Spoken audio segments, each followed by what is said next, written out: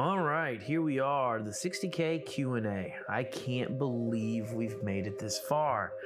And if you watched any of the other Q&As, you probably know I have said that literally every time. I can't believe we've made it this far. And to be honest, I mean it every time I say it. I can't believe this channel has grown the way it has. I'm incredibly proud of it, but as I always say too, we could not have gotten this far without every one of you. I am glad you subscribe to Vintage 8. I'm glad you enjoy the stories that I'm telling here, and I hope you enjoy what we have for the future and the stories we continue to tell. I will tell you this, God willing, I have many more stories to tell. I am hoping not to go anywhere. I know quite a few of you are worried about what does the end of 8 mean. Well, I will answer that question first. End of 8 does not mean the end of Vintage 8. It is a separate story that has a separate meaning that means something completely different. The thing you should know is we are already knee deep in the end of 8 story. I am currently working on the second one. Obviously, the first one was Don't Let Them In. The second one is coming soon. I think as we get through that maxi series, you'll see what each of them have in common, and you'll probably figure out long before I reveal it what it even means. So with that said, let's jump into the questions. All right, I'm gonna go in order of how these things were sent. If I butcher your handle, I'm sorry, or if I don't say it, I'm also sorry. If I don't say it, it's probably because I just either missed it or just couldn't get it. Anyway, at Briarwood17, congrats on 60K. Your work is so incredible. The production value is so high. It truly rivals any media in this genre I've seen so far. Thank you so much. My question is, do you have a recommended order of viewing for the series? Thank you. Yes, it is in the, for those doing a deep dive. I try to keep that in the order in which I think best tells the story, or in my mind, it's the most logical order in which to watch these things.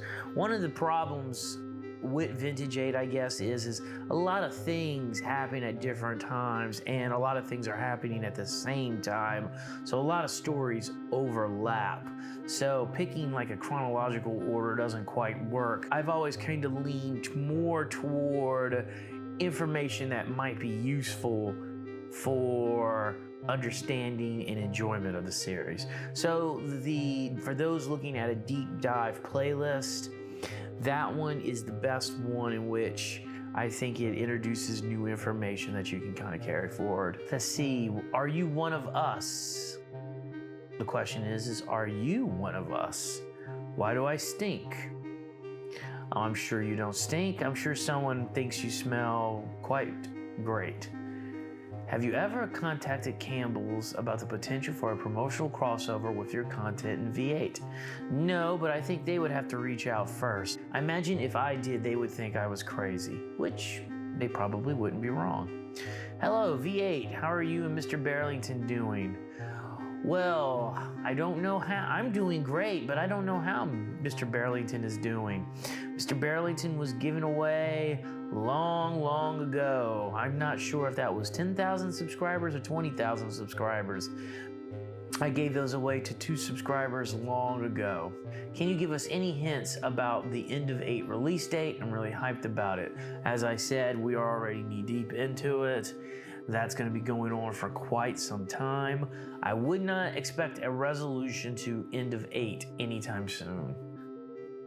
Hello V8, what was the thought process behind creating, adding Oracle and Prophet into your stories? AI had just began getting a lot of media attention when I created Oracle. However, I wanted to go the opposite direction for Oracle. I didn't want to make them like Skynet or, evil robot that wants to conquer the world or basically destroy everything. I didn't want to do that. I wanted to make an AI entity that was going to be used for good, but also have questions about what is good. so that he can almost maintain that neutral status. I mean, obviously, after I created that, I was like, well, you know what? Let's give him an evil twin brother. That's how Prophet came to be. You know, I thought it would be fun to bring a very popular character back, but put a different spin on him. Are you one of us? Gotta answer that again. I think that question is, are you one of us? What was the thought process behind the Tangi Virus?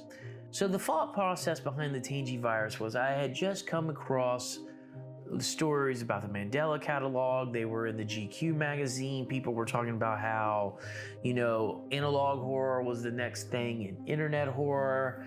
This was during the pandemic. And, you know, I'm a filmmaker. I'm interested in different kinds of genres. I'm interested in different kinds of ways of tell stories. When I came across the Mandela catalog, I thought, well, why don't I give this a try? So I was working on a documentary on the history of Tangi Virus, and I thought, you know what? Water is a reoccurring theme with Tangi Virus. So I created an analog horror around the footage that I had. And like I said, water was a recurring theme, so I twisted the water narrative to suit the horror story that I was telling. And that is kind of how the Tangi Virus came to be.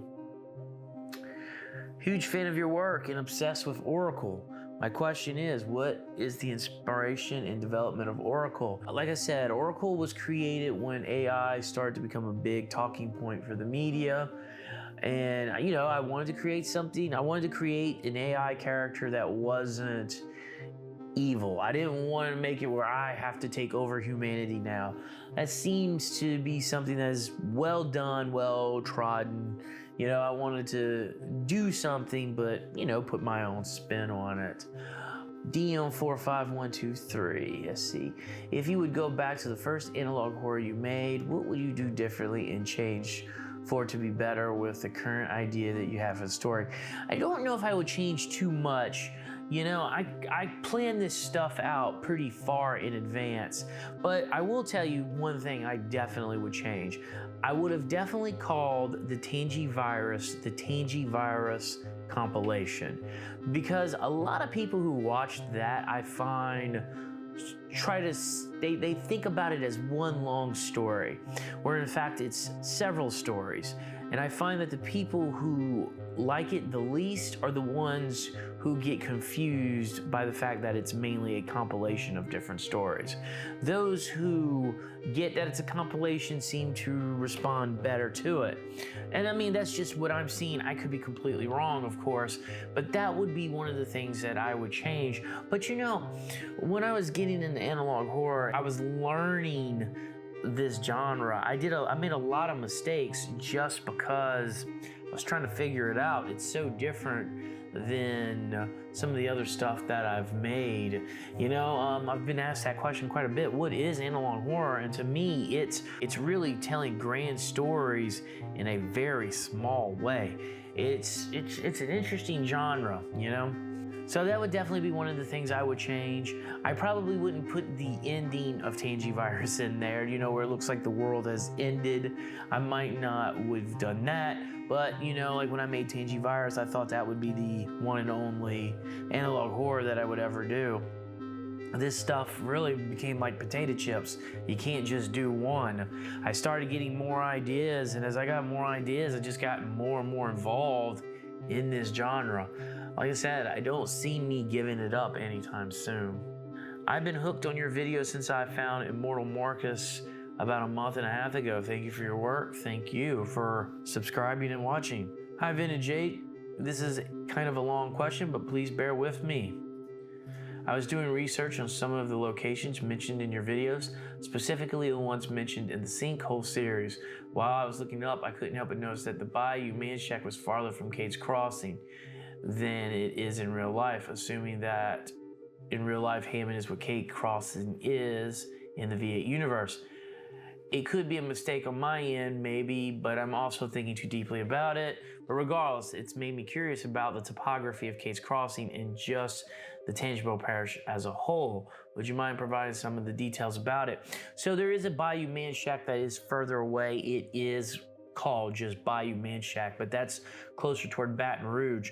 But there is the Bayou of Manchac, or Bayou Manchac, that is just south of Hammond.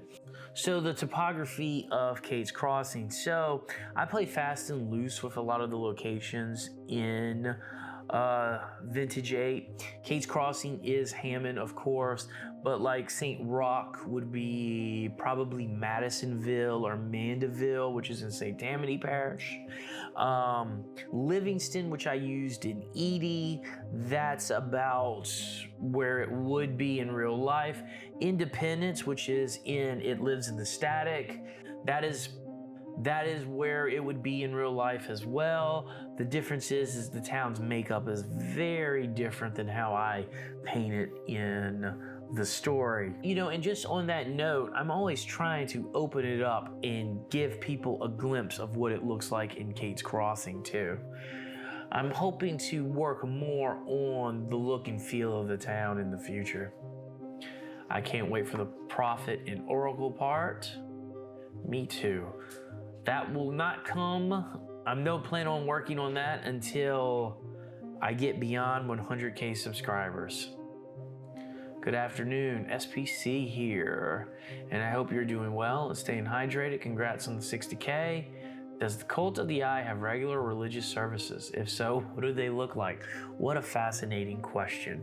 I would think they meet every Saturday night and they just hang around and talk about the eye and what the eye can do for them. If you meant that seriously, that would make an interesting story in terms of what their ceremony is like. That I have an idea of what that looks like, but I've not given it a lot of thought. You know, maybe that might be a good analog horror in the future. Love the work you put in your Itch video, and my question is, what is your favorite analog horror? To this day, my favorite one is still The Children Are Under the House. I feel like that is the most complete analog horror story that I have told. I think that one is, in my ability or in my experience, the best version of what analog horror could be. I'm not comparing it to other analog horrors outside. I'm saying for my style, I think that is the best version of what analog horror could be. I was incredibly proud of that one, and I'm looking forward to adapting that into a comic book. Congrats on the 60K, scary man. For my question, how did you come up with the sentient horrors on your channel? Oracle, Tangi, etc. Keep doing what you're doing. We all love your creations. You know, I just come up with this stuff, dreams, and just get inspired. I just come up with this stuff, you know? I mean, I typically write about what scares me, you know, or things that worry me, things that affect us, you know? Those are the things that end up in my videos. All right, hi Vintage 8. I love all that you do and every project you worked on. They never fail to get me thinking. My question, do you ever watch the videos of people reacting to your videos? If so, do you have a favorite? I love watching the videos of people reacting to my stuff. I think that might be one of my favorite aspects of doing, you know, YouTube videos. It really opens up your audience. It gets people looking at you, talking about you. I really enjoy that aspect of YouTube. My favorites, I can't pick a favorite, because if I pick one favorite, then I might make someone else mad. But I will mention a few. You know, I enjoyed Immortal Marcus. I love Baz's stuff. I love Rats. That stuff, they're all great. Loie Lane did a great one on Children of the House and Children with Black Eyes. Who else? And there's so many other ones. I also like it when smaller YouTube channels cover my stuff. You know, it's really humbling to see somebody who's just starting reaction videos and they choose Vintage 8 to kind of begin their channel with. You know, I find that great. There's B Movies. You know, that's a great one who's talked about my stuff. She's somebody who definitely deserves more subscribers and love. You know, it's just great it's great when people watch your stuff and actually respond and get something from it. So I think reaction videos are just a big version of that, you know? You get to see in real time what people think and how they react and how they feel about your stuff. I also probably, now I will say this, I probably love reading the reaction comments more than I should.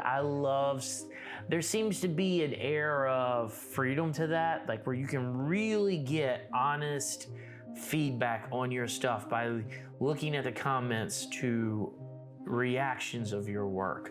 I do enjoy reading that. Hey Vintage, don't have a question, just wanted to say love all the thought and effort you put in your stories and the connections between them. It's a level of quality and love for your projects that make them so captivating to watch. Thank you for bringing that into the world for everyone to enjoy. Thank you for noticing. I love the series and its interconnected world. Every time I catch a reference, I feel like it's a special secret. Oh, well, that's great. I appreciate you looking for them. Hello, Vintage 8. This is my question. If Oracle or Prophet met someone who is neurodivergent, how would they react, speak to them? Do they change their way of speaking? Do they understand those who are neurodivergent? I'm autistic myself, and I've always wondered how Oracle and or Prophet would be if they knew. I love your videos and can't wait for the next one. Stay hydrated and get plenty of rest. Oracle and Prophet would probably treat you the same as they would treat everyone else. For Oracle, Oracle would want to know what it could do to make your life better. Prophet would want to know how it could utterly destroy you. Neither one would probably deviate from its goal. Thanks for the question. Congrats on 60K subs. Your channel and the stories you create have been and will always continue to be phenomenal in my eyes. For my question, will we ever see and hear more about the cult of the eye in detail, such as the inner working or any hierarchies? I've been very interested in trying to figure out how detached they are from the public eye, given that of what's happened to past investigators. Thank you and have an amazing rest of your day. I think I need to get on that. I am going to add that to my list of things to do.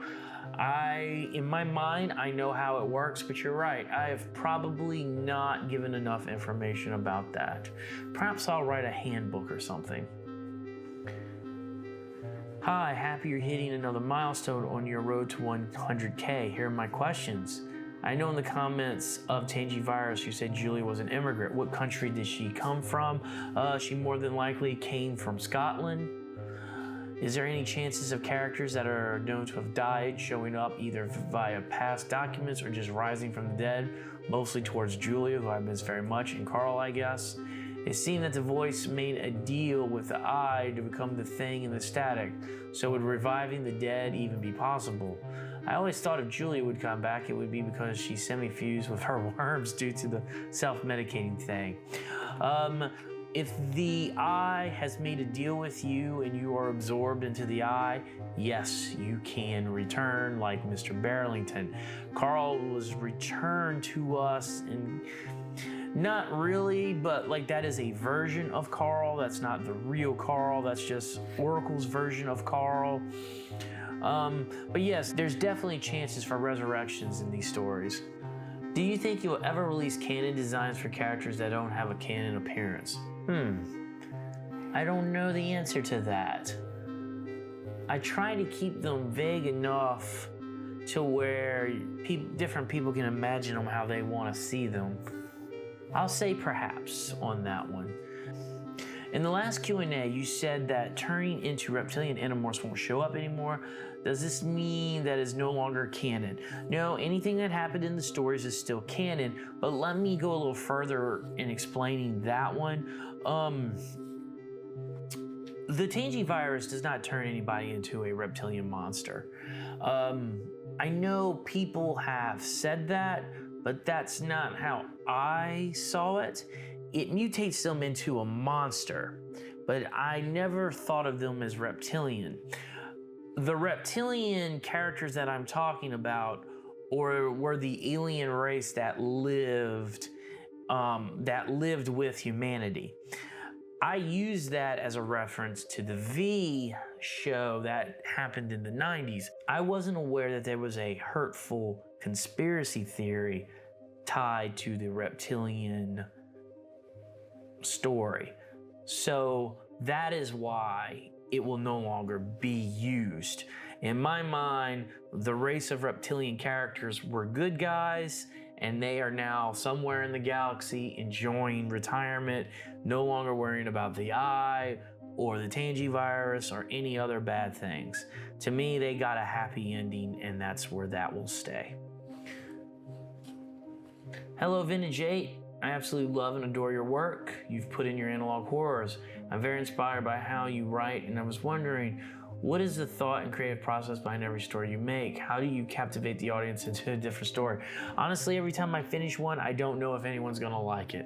Sometimes I finish them and I'm like, well, this one no one's gonna like, and people seem to respond to it. Sometimes I write a story and I'm like, okay, I think this one's gonna be a big hit, and it's, ribbit, it's, I can hear the audience waiting for the next thing. So honestly, I don't think anybody really knows if what they're doing is going to land with an audience. I think the only thing you can ever really control is the work you're doing. You make it the best you can, you put it out there, and then the world decides what happens with it. Hello, Vintage 8. I really love your work ever since the release of Stinkhole. I hope you're having a great day. Now for my question, was Oracle ever planned to be a villain? Nope. He is exactly the way I always intended him to be. And a few others from directly sent it to me. So another question, will we see more of the incomplete people? Yes, you will see a lot more of the incomplete people. I honestly think the story of the incomplete people will be happening for quite a long time. What's the next one? Wouldn't you like to know? You'll know when I'm done with it. It'll be here soon enough. Hi, Vintage 8. Have you ever considered doing another channel? If so, what would it be?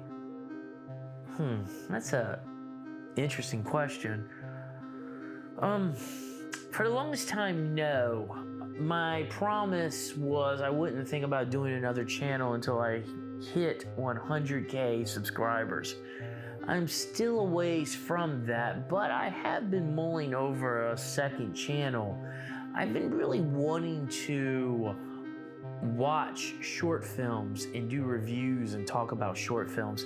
See, I'm also a filmmaker. I also teach in an academic setting, and I'm fascinated with the short film, specifically the short horror film. I really think there's a change going on in the art form. For the longest time, shorts were not really a respected part of the business. But I'm seeing a change in that. Ever since YouTube became what it is, I am seeing now that some short films can really create a career. I mean, you look at the shorts like Lights Out. That short created a wonderful career. And there are many other examples of that. And I really kind of want to start looking into that. Like, what really creates a great short film? I'm kind of mulling over the idea of looking for the best 100 horror short films of all time and kind of figuring that out. I'll let you know as I develop that. And I think that's it. That's all the questions for the 60K Q&A. If I missed yours, or if you're now coming up with a question, leave it in the comments and I'll do my very best to get to it. I'm off to make something else. I'm working on a follow-up to the last Incomplete People story. I got plenty more emails, so I'm gonna make a compilation out of those. And then I'm off to production for They Come With the Storm. And I'm off to starting, let's say, another weird project. Until the 70K Q&A, this is Vintage 8. And again, guys, I really do appreciate you subscribe to this channel. I really appreciate the feedback. I really just appreciate that you spend time watching this stuff. As I said in the past, I can't do it without you. So here's to you, and see you on the next one.